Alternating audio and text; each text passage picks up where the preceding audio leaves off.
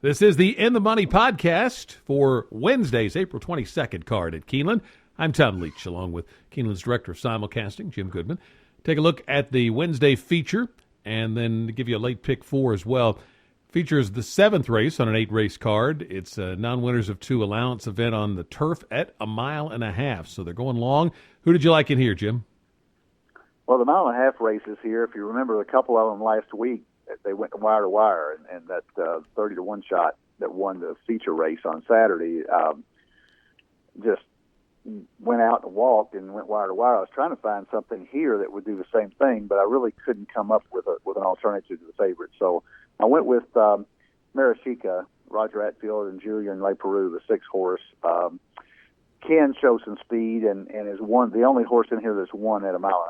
So this mare, I always love that angle for the 1.5 mile race because some of the horses haven't been that far. They're testing their limits, obviously. First Romance, the 2 horses, intriguing. They ran her in the Dowager, and she did run a step, and they bring her back in this one. That was last October. They laid her off. She actually went from an allowance race win at Kentucky Downs. She won by 8 1/4. I always like Kentucky Downs horses coming back. They rested. Tevis McCauley is due to win one. He hadn't won one this meet. So First Romance has a shot to 2. I'll also use Sabbatical, the 7, for Shug McGahee, coming off another long layoff from last October for Belmont. And Carnival, the first North American starter for Christophe Clement, Joel Rosario. You've got to throw her in there as well. So it's a nice, evenly matched race. You might get a price in here, but Marashika is my top choice. First Romance might be 10-1, my second choice, 2-horse.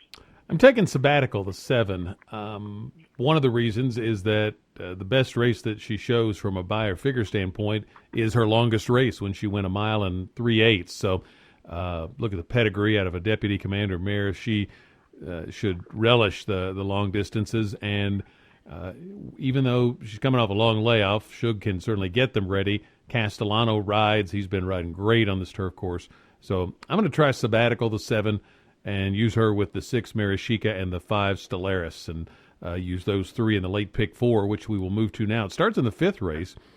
Thought the first leg was a tough call. I picked Glasgow Gales for the website because Motion does really well at these long-distance races, and that's one of his. But for the pick 4, I would also use the 1 Task Force Glory and the 6 Ready Strike.